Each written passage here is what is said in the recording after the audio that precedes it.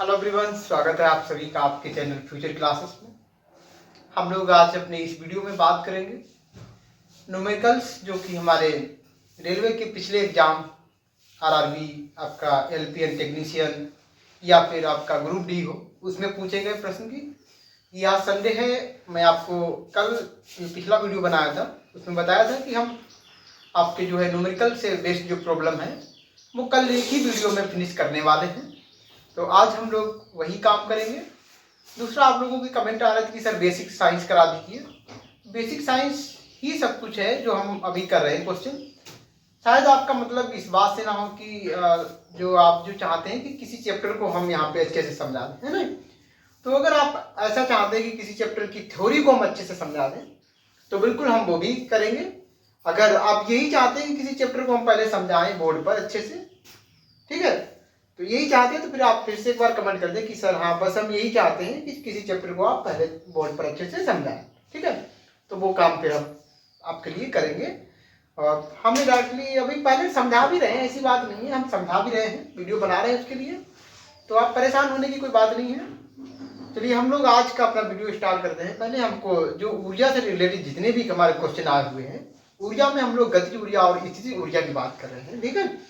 उससे रिलेटेड जो भी क्वेश्चन आए हैं, आने वाले हैं, सब चीज़ हम लोग A to Z बात करेंगे अपने इस वीडियो में। तो बिल्कुल हमारे इस वीडियो को पूरा देखें, और जो हमारे स्टूडेंट या जो हमारे व्यूअर्स नए हैं हमारे चैनल पे, चैनल को सब्सक्राइब कर लें, और जो पुराने हैं तो उनको लाइक कर दें, ठीक है। और क्या चाहिए, ठीक है। स्टार्ट करते हैं हम लोग वीडियो अपना। पहला न्यूमेरिकल क्वेश्चन आपका जो है, देखिए थ्योरी वाले जितने कंसेप्ट बेस्ड क्वेश्चन है उनको हम ऑलरेडी पहले कर चुके हैं, ठीक है। तो यहाँ पर आज आपका पहला क्वेश्चन है 236 से स्टार्ट होता है, जिसमें क्या लिखा है, 2 मीटर की एक समान चेन, 2 मीटर की एक समान चेन मतलब आप जानते हो जंजीर वगैरह, टेबल पर ऐसी रखी गई कि उसकी लंबाई का 60 सेंटीमीटर टेबल के कोने से मुक्त रूप से लटक रहा है, फ्रीली वो लटक रहा है। चेन का कुल द्रव्यमान 4 kg है। टेबल पर पूरी चेन को खींचने हेतु किया गया कार्य क्या है। टेबल पर पूरी चेन को खींचने हैं तो यह खींचने पर कितना काम करना पड़ेगा, क्या सिचुएशन है, हम लोग यहाँ पे अच्छे से उसको समझते हैं डायग्राम की हेल्प से। कुछ ऐसा है, ये क्वेश्चन नंबर आपका आप देख पा रहे होंगे जो भी है।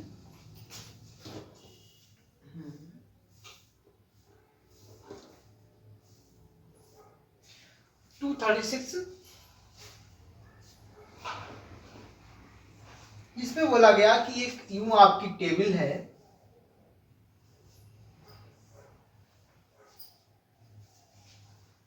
और इस पे क्या है, एक हमारी जंजीर रखी हुई है। जंजीर को मैं अपने सिंपल समझने के लिए ऐसे बना दे रहे हैं,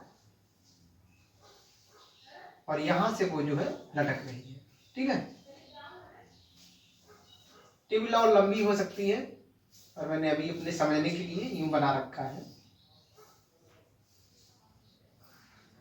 जी आपकी चेन है, 2 मीटर इसकी लंबाई है। टोटल लंबाई कितनी है, 2 मीटर की है। सेंटीमीटर में बात करें तो 200 सेंटीमीटर हो जाएगी। कितना नीचे लटक रही है फ्रीली, कोने से ये लटक रही है 60 सेंटीमीटर, ठीक है। और 60 नीचे लटक रही तो जाहिर सी बात है 140 ऊपर होगा, 140 सेंटीमीटर कहाँ होगा, इस तरीके से ऊपर होगा चेन का, ठीक है। अब क्या है, इतनी तो सारी चीजें ठीक है। हाँ, पूरा जो इसका मास है, पूरा जो मास है इसका वो है 4 kg। कितना है, 4 kg। अब ये जो लटक रहा भाग है, इसको जब ऊपर ले जाओगे पूरी तरीके से तो कितना काम करना होगा। तो हम लोग अपने पिछले वीडियो में बात की, जब भी किसी चीज को हम नीचे से ऊपर ले जाते हैं तो हमको गुरुत्वी बल के विरुद्ध काम करना पड़ता है, और वो काम जो है गुरुत्वी स्थितिज ऊर्जा के बराबर होता है। गुरुत्वी स्थितिज ऊर्जा का फार्मूला हमारा mgh होता है, mgh W = इन वर्क का अगर हम पहले तो फार्मूला जो होता है वो क्या होता है, mgh होता है। क्या होता है? mgh होता है। ये हमारा इसका मास, g जो है गुरुत्व त्वरण, ग्रेविटेशनल एक्सीलरेशन, और h जो जितनी हाइट पे हम ले जाते हैं किसी चीज को या नीचे लाते हैं। ठीक है, अब यहाँ पर ना प्रॉब्लम क्या है कि मास कम तो रखी, क्या पूरी का रखे? नहीं, पूरी का नहीं रखना। मास कितनी की रखी? जितनी को हमें ऊपर ले जाते हैं हम, जितनी को ऊपर अभी और खींचना है उसका मास, यानी 60 सेंटीमीटर में कितना मास होगा वो वाला मास हमें रखना, क्योंकि 60 सेंटीमीटर को हमें ऊपर ले जाना है, तो इसमें मास कितना है। ठीक है, तो मास हम देख ले रहे हैं। मास ये पे लिख लूं सामने तो सही रहेगा। Mass of 60 centimetre length, 60 centimetre length का कितना मास होगा, तो उसको इसको कैपिटल एम कर दो, इसको कैपिटल एम लिख लेंगे, ये पूरा है, और जो 60 सेंटीमीटर का है वो आप स्मॉल एम लिख लेंगे।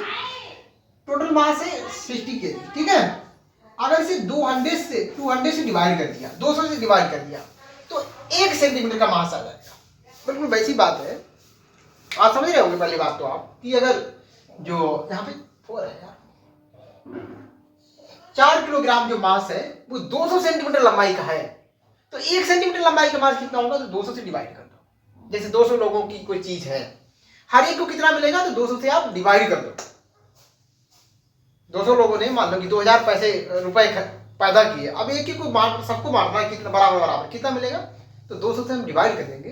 ठीक है, 200 से डिवाइड कर देंगे तो 10-10 रुपए मिल जाएंगे सबको। अगर 200 लोग हैं, उन्होंने 2000 रुपए पैदा किए थे, ठीक है, कितने 20-20 रुपए मिल जाएंगे, 20-20 रुपए मिलेंगे। ठीक है, ऐसे ही यहाँ पर भी है कि इतना मास है, 200 सेंटीमीटर का है मास, 1 सेंटीमीटर का कितना होगा, 200 से डिवाइड कर दो।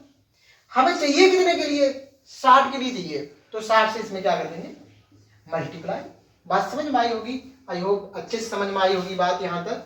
ठीक है, इसको थोड़ा सा सिंप्लीफाई अगर हम करें तो 0 से 0 खत्म, 4 बन जा 4, 4 5 जा 20, तो यम इक्वल टू कितना आ रहा, 6 बन जा 6 अपान में 5, और ये केजी, क्या होगा, केजी।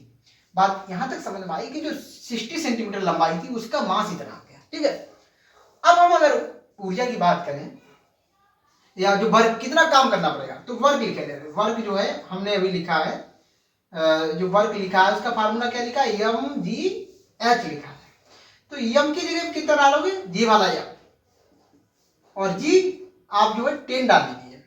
जी की वैल्यू 2 होती है, एक आपकी 10 लगभग में 10 होता है। ठीक है, वैसे कितना होता है, मीटर पर सेकेंड स्क्वायर, और वैसे आपका होता है 9.8 मीटर पर सेकेंड स्क्वायर, लेकिन हम कैलकुलेशन को सिंपल बनाने के लिए 10 डाल लेते हैं, क्योंकि ये चीजें लगभग 10 के बराबर ही है कि नहीं। तो जी की वैल्यू होगी, अब एच कौन सा डालें, एच वाला डालो, 60 सेंटीमीटर है, अपान में 100 करेंगे, क्या करेंगे, अपान में 100 इसलिए किया क्योंकि ये सेंटीमीटर है, हमें मीटर बनाना है, तो 100 से डिवाइड कर देंगे। सेंटीमीटर में है, मीटर बनाने के लिए 100 से डिवाइड कर देंगे। 1 0 1 0 1 0 1 0 खत्म। अब क्या है, 6 6 या 36, और अगर नीचे 5 से अगर यहाँ पे भाग लगाते हैं, डिवाइड करते हैं 5 से इसको, तो आ जाएगा 7.2, और क्योंकि ये वर्क है तो जूल लिख देंगे, क्या लिख देंगे, जूल लिख देंगे, जे बना दिया हमने। बात यहां तक समझ में आई होगी। ठीक है, तो ये ऑप्शन आपका सही हो जाएगा। ठीक है, लेकिन यहाँ पे W इक्वल टू क्या लिखा है, 3.6 जूल, ऑप्शन सी वाला सही बता रहे हैं। देखिए ऐसा क्यों आ रहा है, ऐसा इसलिए आ रहा है कि जो लंबाई उन्होंने है वो 30 ले रखी है, कितनी ले रखी है, 30 ले रखी है, 30 यानी कि आधी लंबाई ले रखी है। क्यों लिए आधी, इसलिए लिए कि इसका जो मास है वो बीच में होगा। कितने लोग एग्री करते हैं कि अगर कोई चीज ऐसे है तो मास बीच में होगा। भाई जब लटकी हुई चीज है तो मास हमारा यहाँ होगा, यहाँ पे लाई करें, है कि नहीं? तो हमें पूरी 60 लेंथ लेनी चाहिए थी, पर इस बुक में जो सोल्यूशन दिया उसमें 30 लिया गया, बताया कि मास है वो बीच में। अगर बीच में मास है तो 60 की जगह 30 लेना पड़ेगा, लेकिन नहीं, मेरे हिसाब से सही है। मेरे हिसाब से क्या है कि मास आपका यहाँ होना चाहिए, पूरी लेंथ लो। तो ये वाला जो ऑप्शन भी आपको दिया है इतना वाला, ये ऑप्शन सही होना चाहिए। ठीक है, चलिए अगला क्वेश्चन देखते हैं। इसके बाद आपके थ्योरेटिकल क्वेश्चन है वो हम कर ही चुके हैं। तो अब 240 नंबर का क्वेश्चन है, जिसमें लिखा है कि एक घर में एक माह में 900 × 10⁶ जूल ऊर्जा की खपत हुई, इकाई में यह ऊर्जा कितनी है? समझाते हूँ आपको क्वेश्चन। 240 नंबर का क्वेश्चन ये कहता है कि एक घर है, उसमें 900 गुणा 10⁶ जूल ऊर्जा की खपत हुई है, मतलब इतनी ऊर्जा जो है एक महीने में खर्च हुई है। तो कितना ऊर्जा वो जो है उस मतलब कितने यूनिट बनेंगे उसमें, ये पूछा गया, कितना यूनिट बनेगा। आप तो देख पा रहे होंगे यहाँ पे, है नहीं? हाँ, इकाई में यह ऊर्जा कितनी है? इकाई में है ऊर्जा, मतलब इस ऊर्जा को इकाई में बदलना। इकाई मतलब यूनिट में, यूनिट हम लोग जानते नहीं, घर में कहते हैं कितने यूनिट ऊर्जा खर्च हुई है, तो वही ऊर्जा जो है हमारी, इसको कितना यूनिट या इकाई एक ही बात है। यानी कि इस ऊर्जा को हमें किलोवाट घंटा में बना लें, क्योंकि ऊर्जा जो है हमारी किलोवाट घंटा जो ये मात्रक है, किलोवाट घंटा, उसी को यूनिट कहते हैं, उसी को इकाई बोलते हैं। ठीक है, आपसे ऊर्जा का मात्रक पूछा जाता है कि इसका व्यवसायिक मात्रक क्या है, कमर्शियल यूनिट क्या है ऊर्जा का, तो यूनिट या किलोवाट घंटा होता है, एक ही बात, चाहे यूनिट का हो चाहे किलोवाट घंटा का, एक ही बात होती है। ठीक है, बात यहाँ तक समझ में आ रही है? हम करते हैं इस क्वेश्चन को। ये आपको देख ही लिया होगा। चलिए फिलहाल हम लोग अपना ये क्वेश्चन यहाँ पे कर लेते हैं। 240 नंबर का क्वेश्चन है, जिसमें आपको दिया है कि जो आपकी एनर्जी है, ई से लिख सकते हो या डब्ल्यू से भी लिख सकते हो, 900 × 10⁶ जूल। ठीक है, हम लोग जानते हैं कि 1 किलोवाट जो घंटा होता है, 1 किलोवाट घंटा 1 किलोवाट आवर, इसकी वैल्यू होती है 3.6 × 10⁶ जूल। मतलब इतने जूल में 1 किलोवाट घंटा होता है या एक यूनिट होता है, इसी को यूनिट या हिंदी में इकाई भी बोलते हैं, इकाई भी बोलते हैं। इसी को क्या बोलते हैं? इकाई या यूनिट बोलते हैं किलोवाट घंटा को। तो इतने जूल में आपका एक इकाई बनेगी या एक यूनिट बनेगा, तो इतने में कितना बनेगा? सीधी सी बात है कि भैया जो एक की वैल्यू है ये, इससे इसको डिवाइड कर दो, आंसर आ जाएगा। कैसे? जैसे कि एक घर बनता है और उस घर में मान लो कि 1000 ईंटें लगती हैं। ठीक, एक घर नहीं मतलब कमरा, एक कमरा बनाने में हमें 1000 ईंटें लगती हैं, और आपके पास मान लो कि 2000 ईंटें हैं, तो कितने कमरे बनेंगे? तो 2000 को 1000 से भाग लगा दो आंसर आ जाएगा। दिमाग लगाओ, मैंने क्या बोला कि अगर एक कमरा बनाने में 1000 ईंटें लगती हैं और आपके पास मान लो 2000 ईंटें हैं या 3000 ईंटें हैं, तो कितने कमरे बनेंगे? 1000 से भाग लगा दो। अगर 2000 है तो 2 ही कमरे बन जाएंगे, 3000 है तो 3 आ जाएगा, यानी 3 कमरे बन जाएंगे। ऐसे यहाँ पर है कि इतने में एक कमरा बन जाता है, एक यूनिट बन जाती है, तो इतने में कितने कमरे बनेंगे, कितनी यूनिट बनेगी? तो इससे इसको डिवाइड करना है। ठीक, बात समझ में आ गई होगी। और जो क्वेश्चन हमारे ना बढ़िया लेवल है, बड़ा अच्छे क्वेश्चन है यहाँ पर। ठीक है, तो कितना नंबर ऑफ यूनिट अगर हम निकालें, नंबर ऑफ यूनिट्स सबको दिख तो रहा है, 900 10⁶ 3.6 × 10⁶, तो ये 10⁻6 पूरा कट गया। इधर से आप पॉइंट गिनो, एक डिजिट फिर पॉइंट लगा है। इस पॉइंट में जब नीचे से हटाओगे तो 0 ऊपर बढ़ाते हैं, और ऊपर से पॉइंट हटाते हैं नीचे 0 बढ़ाते हैं। बात समझ में आई? ये पॉइंट अब यहाँ से आपका हट चुका है, यानी कि आ जाएगा 9000 बट्टे में 36, 36। 9 से काट दो, 9 × 1 = 9, 9 बन जाए 9, 9 × 4 = 36, 9 × 4 = 36। अब जी आ गया आपका 1000, एक जे और 3 जीरो, और अब बाद में क्या है 4 है। 4 से जब इसको आप डिवाइड कर दोगे तो 4 का पारा पड़ो इसमें भाई, भाग लगाओ, तो 4 दूनी 8 और 2 बचा 20 हो गया, 4 पंजे 20, 250 यूनिट आ जाएगा, 250 यूनिट बन जाएंगे आपको। कितने बन जाएंगे? 250 यूनिट्स बन जाएंगे। ये भाग लगा लो, इतनी आएगा। ठीक है, बात समझ में आ गई होगी? समझ लीजिए, कोई और अच्छे समझ लीजिए इसको, फिर हम लोग नेक्स्ट क्वेश्चन पे चलते हैं।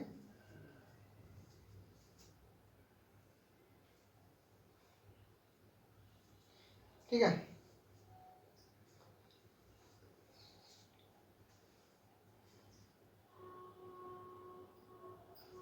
बाकी सब थ्योरेटिकल क्वेश्चन है आपके, क्योंकि हम लोग कर ही चुके हैं। अब क्वेश्चन नंबर आपका जो है 250, 240, 250, 250 नंबर का जो क्वेश्चन है, जिसमें क्या लिखा है कि 8 किलोग्राम भार वाली लोहे की गेंद और 3 किलोग्राम भार वाली एल्युमिनियम की गेंद 20 मीटर की ऊंचाई से गिराई जाती है। भूमि से 10 मीटर की ऊंचाई पर उनमें निम्नलिखित में से कौन सी राशि समान होगी? गतिज ऊर्जा, त्वरण, स्थितिज ऊर्जा, संवेग। मैं समझाता हूँ आपको क्वेश्चन बढ़िया से। 2 गेंद है, पर मैं बनाता भी जाता हूँ साथ साथ में, ठीक है, और इसको थोड़ा हटा दूँ तो सही रहेगा। हाँ, इस तरीके से आपका क्वेश्चन है 250 कि आपकी 2 गेंद है, एक लोहे की, एक एल्युमिनियम की, एक है 8 kg की और दूसरी है 3 kg की। ठीक, यहाँ पे मान लो ये आपकी जमीन है, अर्थ है,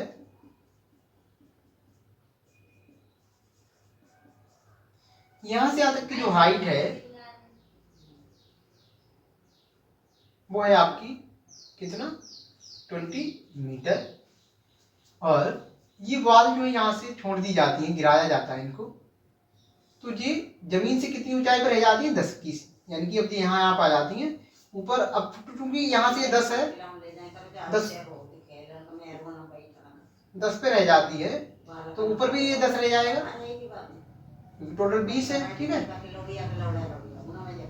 अब यहाँ पे जब ये आ जाती हैं तो इनमें कौन सी चीज बराबर होगी? ठीक, आपकी गतिज ऊर्जा यानी काइनेटिक एनर्जी, या फिर स्थितिज ऊर्जा यानी पोटेंशियल एनर्जी, या फिर आपका जो है मोमेंटम, संवेग, या फिर एक्सीलरेशन यानी त्वरण, क्या बराबर है? बड़ा ही प्यारा क्वेश्चन है, चेक करते हैं हम लोग यहाँ पे क्या बराबर। ठीक,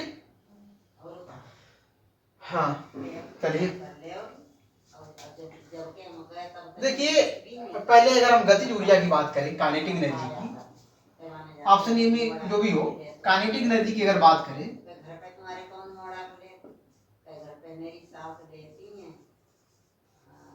तो फार्मूला उसका क्या होता है? पहली गेंद के लिए हम लिख ले रहे 1/2 m1 v1 स्क्वायर और दूसरी वाले के लिए m2 v2 स्क्वायर।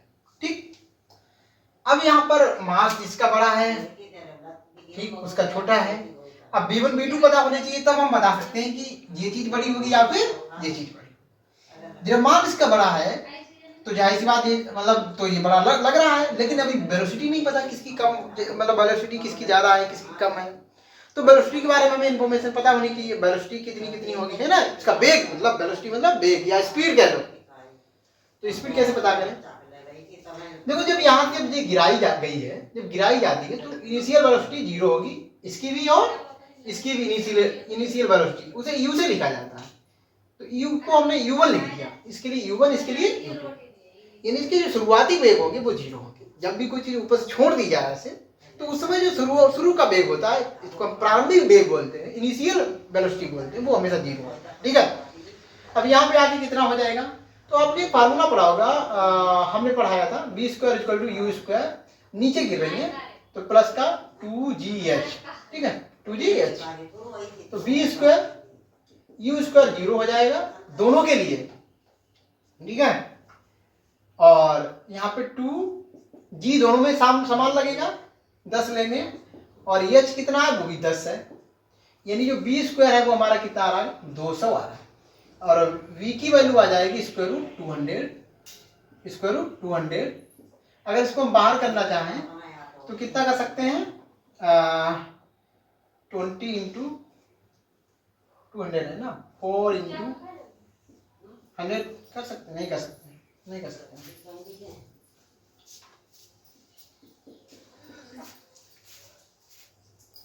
इतना कर सकते हैं ना, ना खायो ये नहीं खाओ। तो 2√50 या फिर इसको आप 2 और 50 को 25 यानी 5 निकाल लिया, बचा कितना, बचा कितना, ऐसे रहने दो, क्या प्रॉब्लम है, इतने रहने दो, ठीक है।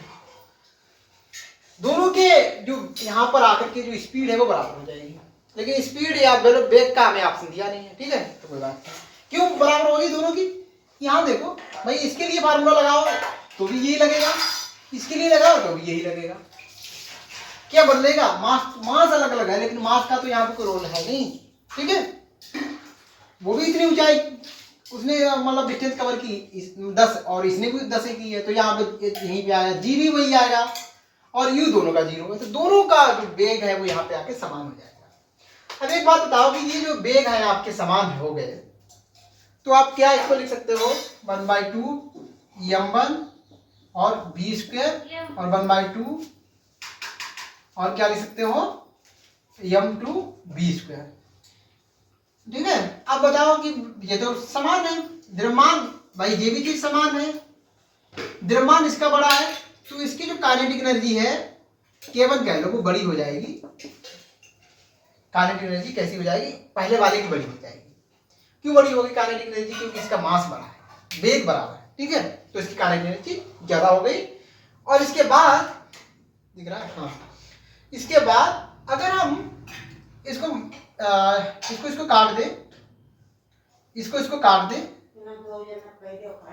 या फिर रुको इसको हटा दें इनका, भाई इस चीज से अगर हम समझे m1 और v1, यहाँ पर m2 और v2, यही क्या होता है संवेग बोला जाता है। संवेग निकालो, को काटना कुछ भी मत करो, बस वहां से समझ गए थे आप, वहां से आप क्या समझे थे, वहां से अब ये समझे थे कि चाहे यही से समझ लो कि मास बड़ा है लेकिन वेलोसिटी दोनों की बराबर है, ठीक है, तो ये जो K1 है इसकी काइनेटिक एनर्जी बड़ी हो जाएगी दूसरे वाले से, ठीक है। अब अगर हम संवेग की बात करें, संवेग की अगर बात करें, संवेग या मोमेंटम, तो वो क्या होता है m1 v1 होता है,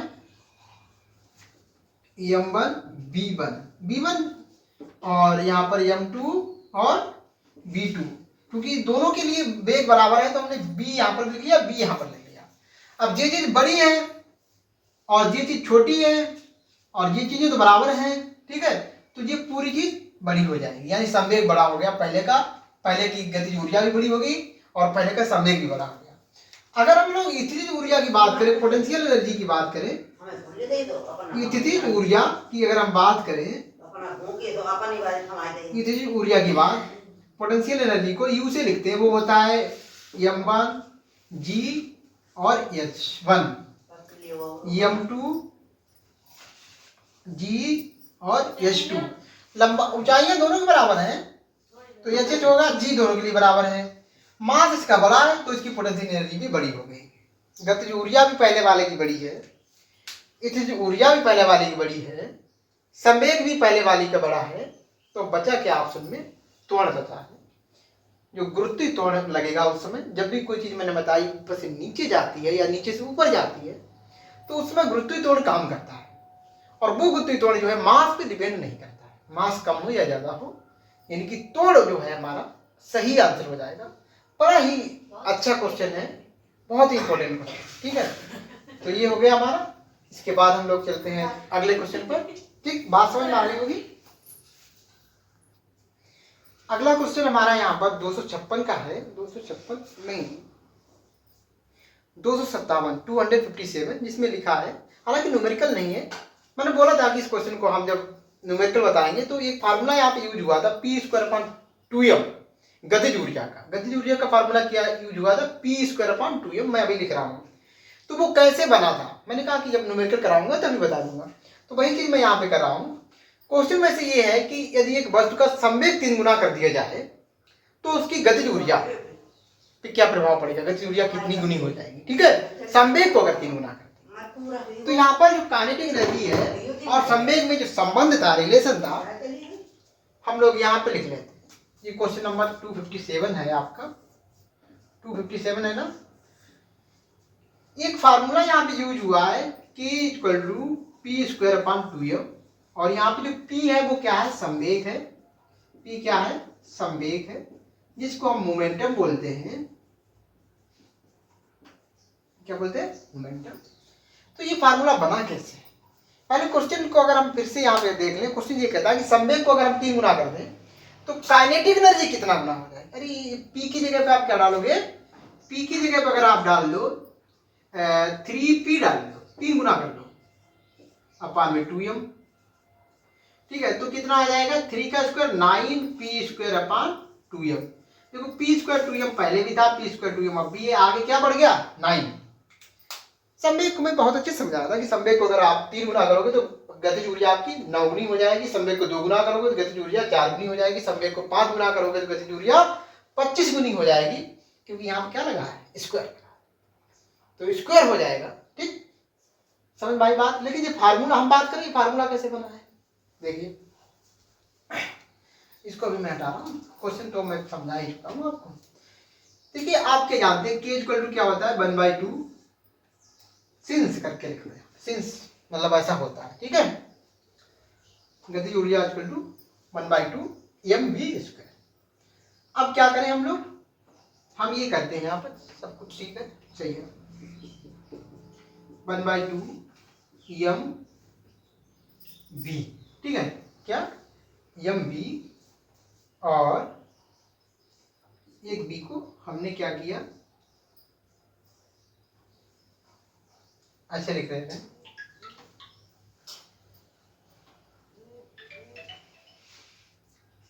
एक बी है, और एम से हमने क्या किया, ऊपर मल्टीप्लाई की और नीचे किया। जो बी स्क्वायर था ना उसको हमने 2 जगह लिख दिया, एक यहाँ पर और एक यहाँ पर, या फिर एम को पहले इधर लिख ले रहे। देखो जो बी बची है दिवाली बी 2 जगह है ना, तो एक यहाँ हो गई, एक और अलग लिख दी इंटू में, क्या फर्क पड़ता है। और इसमें हमने एम से मल्टीप्लाई कर दिया तो एम से डिवाइड भी कर दो, कोई फर्क पड़ेगा नहीं पड़ेगा ना। तो इतनी चीज को पी कह लेंगे, देखिएगा ठीक है। k इक्वल टू 1/2, ये p हो गई यहाँ पर और ये p हो गई, तो p स्क्वायर हो गया, और जो em है ना उसको यहाँ पे चलो डाल लो, यानी कि अब आ जाएगा p स्क्वायर और 1 में मल्टीप्लाई तो p स्क्वायर अपॉन 2m। बात समझ भाई, दिख रहा है, दिख रहा है।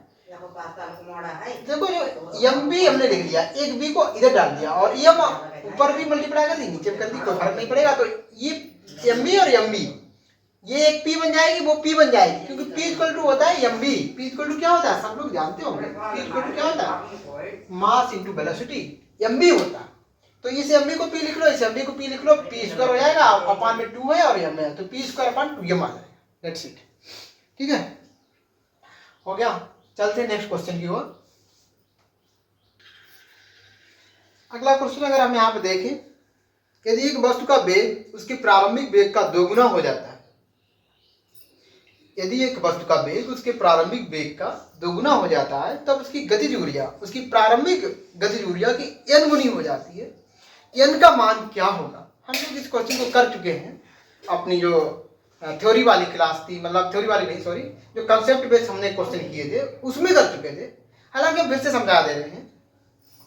क्या करें कि एक जो वस्तु है उसका जो प्रारंभिक वेग है वो 2 गुना कर दिया जाता है, प्रारंभिक जो उसका वेग है वो 2 गुना कर दिया जाता है, तो उसकी गतिज ऊर्जा n गुनी हो जाती है। तो n का मान क्या है।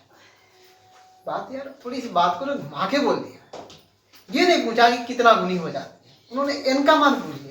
भाई जब हमने कहा कि वेग अगर आप 2 गुना कर लोगे तो गतिज ऊर्जा 4 गुनी हो जाएगी, उन्होंने कहा कि n गुनी हो जाएगी। तो कहने का बस फर्क है, हम कह रहे कि 4 गुनी हो जाएगी, वो कह रहे कि n गुनी हो जाएगी, तो n और 4 दोनों कैसे होंगे, बराबर ही होंगे, सीधी सी बात है नहीं। तो n की वैल्यू 4 हो जाएगी इस क्वेश्चन में, कोई दिक्कत है नहीं। क्यों 4 गुनी हो जाएगी, हम लोग फार्मूला तो जानते हैं, फार्मूला होता है गतिज ऊर्जा का क्या, 1/2 mv स्क्वायर, और b क्या है यहाँ पर वेलोसिटी है। अगर 2 गुनी करोगे तो 2 का स्क्वायर हो जाएगा 4, तो 4 गुनी हो जाएगी। ऐसे समझो ओरली यार, कहाँ सब कुछ लिखने के चक्कर में पड़ेंगे हम लोग। 3 यहाँ पे डालेंगे तो 3 का स्क्वायर 9 हो जाएगा, तो गति ऊर्जा 9 की हो जाएगी। भाई फर्क कितना पड़ रहा है, यहाँ पे 3 भी डालोगे, 3 गुना करोगे ना तो 3 भी हो जाएगा, तो बी तो रहेगा ही रहेगा, और 3 का स्क्वायर करके वो 9 और बढ़ा देगा तो 9 गुना हो जाएगा। ठीक है, 5 अगर डाल दो, 5 भी कर दो, यहाँ पर 5 गुनी कर दो, तो बी तो रहेगा ही रहेगा, बी का स्क्वायर भी रहेगा, वो तो है ही यहाँ पर, और पहले बाद में भी रहेगा। लेकिन 5 का स्क्वायर 25, वो चीज बढ़ जाएगी। ठीक है, ऐसा लगता है समझ में आ गई होगी बात, ज्यादा कुछ है नहीं। नहीं समझ में आई तो कमेंट कर दें, जिसके ना समझ में आई हो। अगला क्वेश्चन हम लोग देखते हैं। बड़ो करिए मत रात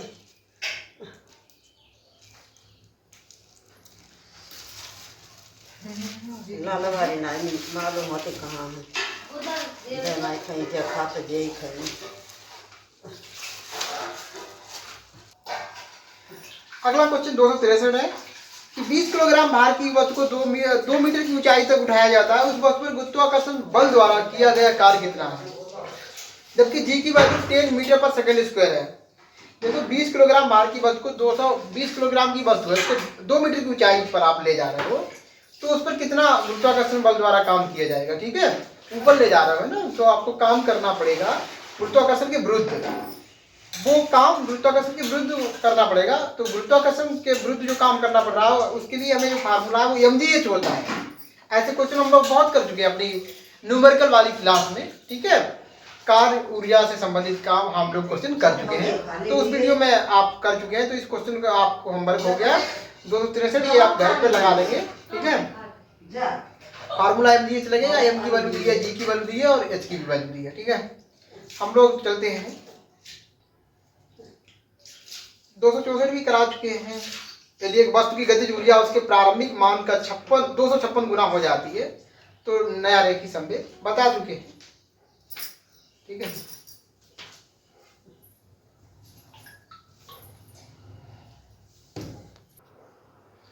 अगला क्वेश्चन आपका है 269 का नंबर का।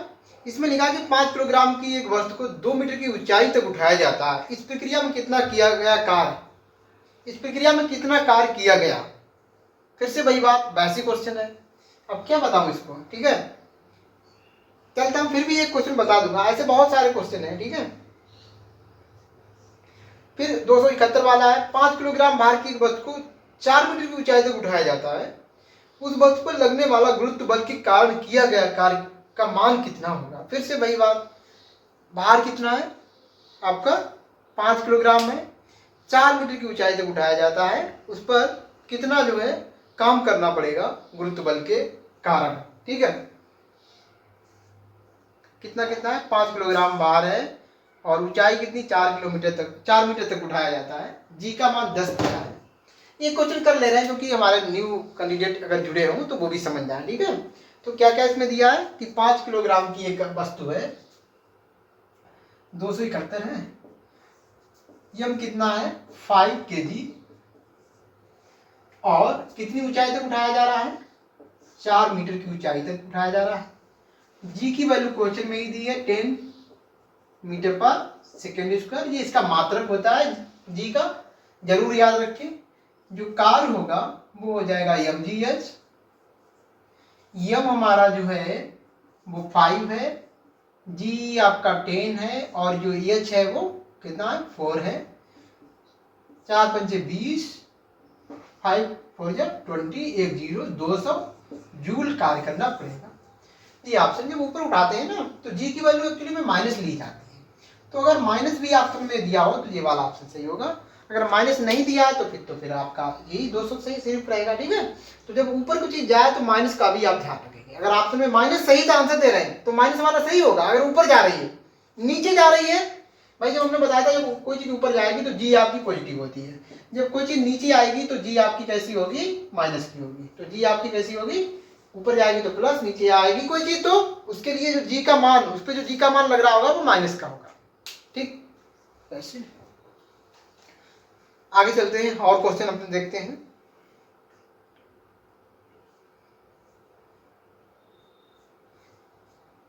बीच में आपके थ्योरेटिकल क्वेश्चन ज़्यादा है, न्यूमेरिकल थोड़ा कम है।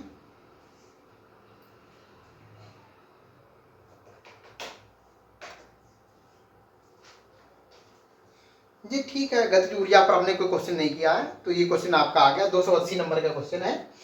लिखा है कि 2 किलोग्राम के एक द्रव्यमान वाली एक वस्तु ऊपर की ओर 20 मीटर प्रति सेकंड के प्रारंभिक वेग से फेंकी जाती है। 2 सेकंड बाद उसकी गतिज ऊर्जा कितनी होगी? 2 सेकंड बाद उसकी गतिज ऊर्जा कितनी होगी? ठीक है, चलिए। इतने वेग से फेंकी जाती है, 2 सेकंड बाद उसकी गतिज ऊर्जा कितनी होगी?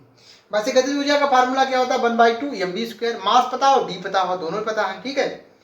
लेकिन 2 सेकंड बाद यानी कि उसका वेग कितना हो जाएगा, हमें वो वेग निकालना है, ठीक है। यहाँ तो शुरुआती वेग दे रखा है कि इतने मीटर प्रति सेकंड, 20 मीटर प्रति सेकंड के वेग से फेंकी जाती है। मैं समझाता हूँ पूरा।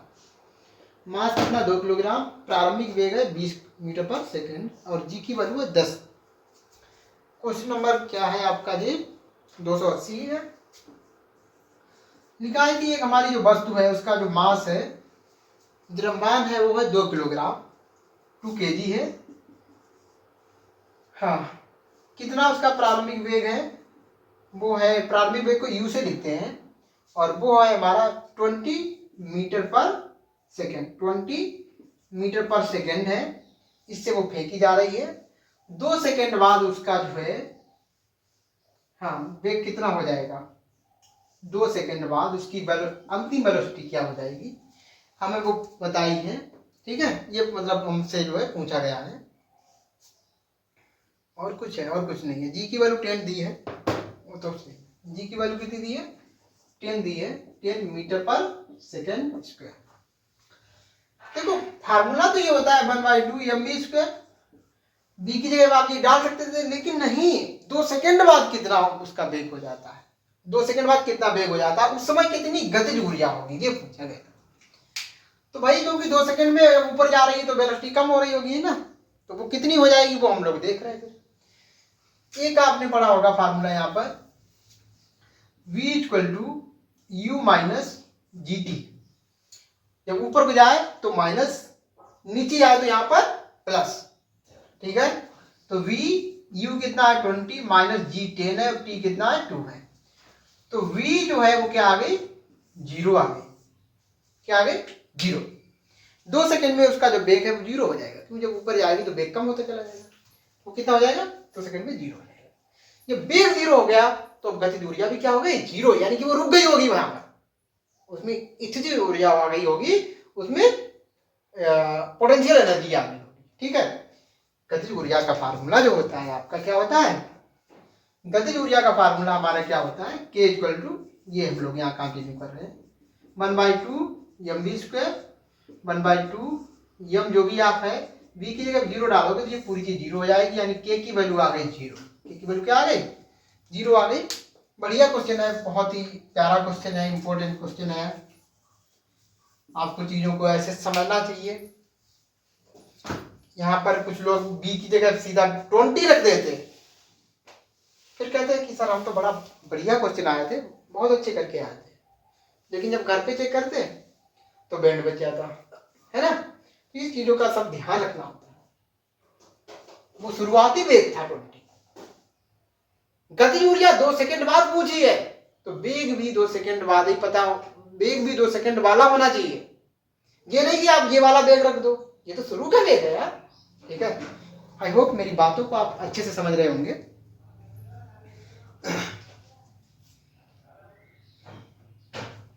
अगला क्वेश्चन 281 है कि 5 मीटर प्रति सेकेंड की गति से गतिशील 22 किलोग्राम वजन वाली वस्तु की गतिज ऊर्जा कितनी होगी? ये बढ़िया क्वेश्चन है। इसमें देखो भाई सीधा कह दिया कि एक ही बात कही गई है कि वजन है उसका 22 किलोग्राम और उसकी जो स्पीड है, गति है उसकी 5 मीटर प्रति सेकेंड है। ये पहले इसको थोड़ा हम इरेज करते हैं, ठीक है। कोई वस्तु कितनी गति से गतिमान है? v मान लो उसका वो 22, अरे यार थोड़ा अच्छा लिखो, 22 मीटर प्रति सेकंड। मास कितना है इसका?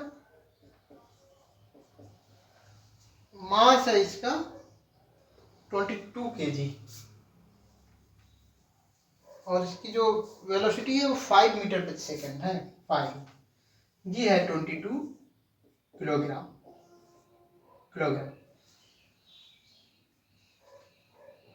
बी हो गया, ये एम हो गया। गतिज ऊर्जा कितनी होगी? तो 1/2 एम बी स्क्वायर के इक्वल टू 1/2 एम की जगह पे डालोगे 22, बी की जगह पे कितना डालना 5, स्क्वायर लगाया ना तो 5 × 5 आप 2 बार, ठीक। ये इसको हमने काट दिया तो ये 11 आ जाएगा।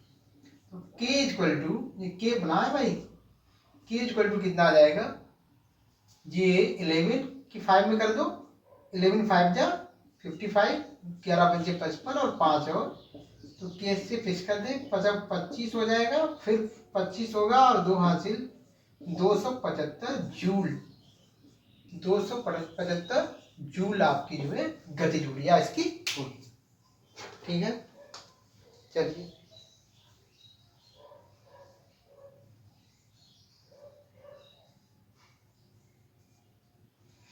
अगला क्वेश्चन आपका है 283 नंबर का है।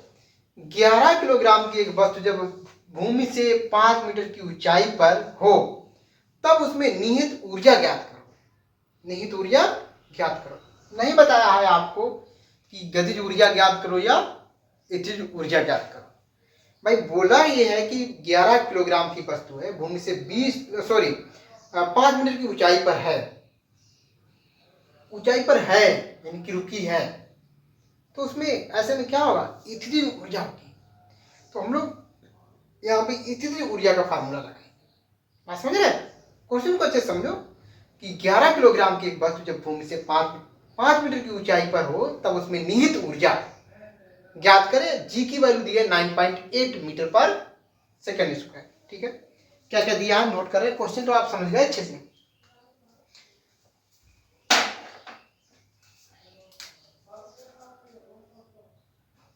टू 83 नंबर का क्वेश्चन है हमारा। मास है 11 kg। भूमि से कितनी ऊंचाई पर है? जमीन से अर्थ से 5 मीटर की ऊंचाई पे है। आपकी जी की वैल्यू यहाँ पे दी है 9.8 मीटर पर सेकंड स्क्वायर। तो उसमें कितनी ऊर्जा होगी?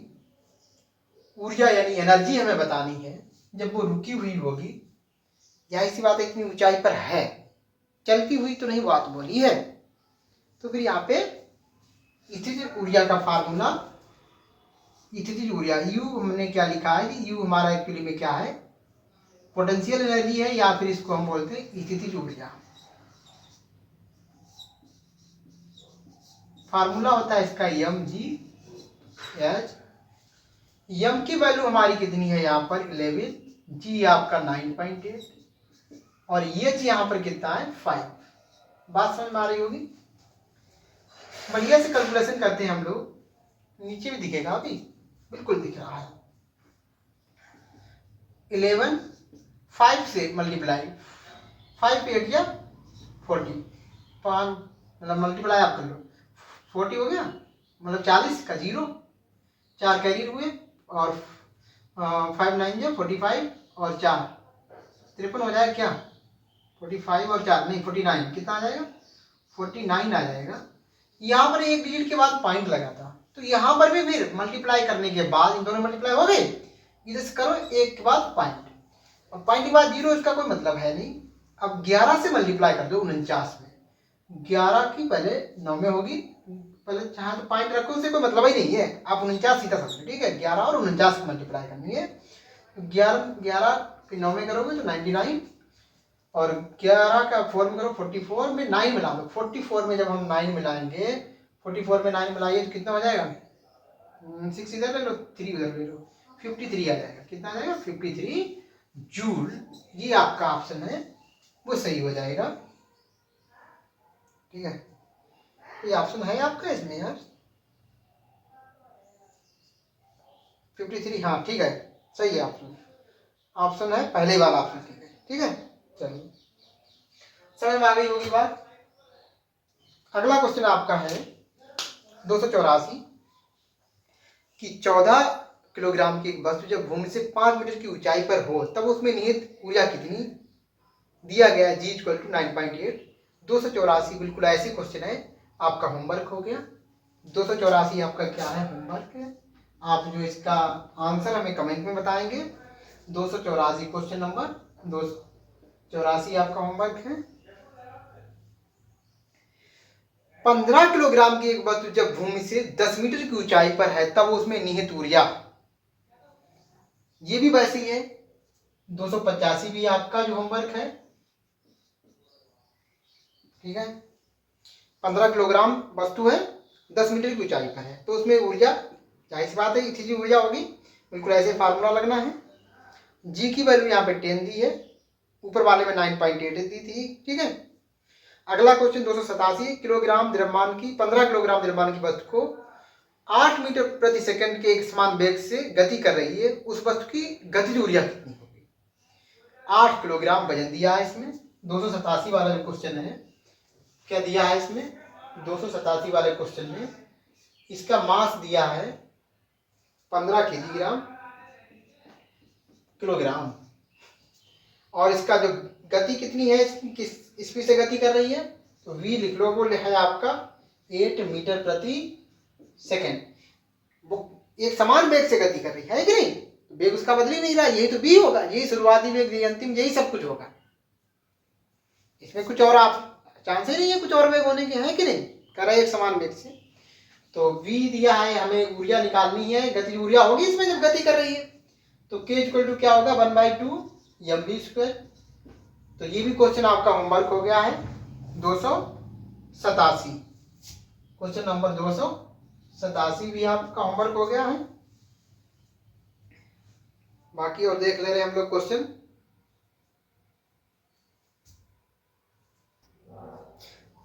अब ये वीडियो हमारा कुछ ज़्यादा बड़ा हो जाएगा, थोड़े क्वेश्चन बचे, हालांकि ज़्यादा नहीं बचे हैं, तो हम लोग क्या करेंगे, अब इनको एक दूसरी वीडियो में बना देंगे। हालांकि मैंने पूरी कोशिश की एक वीडियो में लाने की, लेकिन हम देख रहे हैं कि वीडियो हमारा ज़्यादा बड़ा हो रहा है। तो जो बाकी बचे क्वेश्चन है, मुझे लग रहा है कि 5-6 क्वेश्चन ऐसे होंगे जो हमें करने होंगे, मैक्सिमम 10 हो सकते हैं, इससे ज़्यादा नहीं। तो उनको हम अगले वीडियो में ले आएंगे, ठीक है। तो वीडियो अगर आपको अच्छा लगे तो बिल्कुल लाइक करें, अपने दोस्तों में शेयर कर दें, और हमें कमेंट करके बताएं कि हम ऐसी वीडियो आपके लिए लाते रहें या ना लाएं, ठीक है। आपको अच्छा लग रहा है या नहीं लग रहा है, कुछ हेल्प मिल रही है या नहीं मिल रही है, आप कमेंट में ज़रूर बताएं, और वीडियो को लाइक ज़रूर कर दें, क्योंकि बहुत मेहनत लगती है। और नए हैं तो चैनल को सब्सक्राइब कर लें। हम लोग मिलते हैं ऐसी वीडियो में, तब तक के लिए बाय।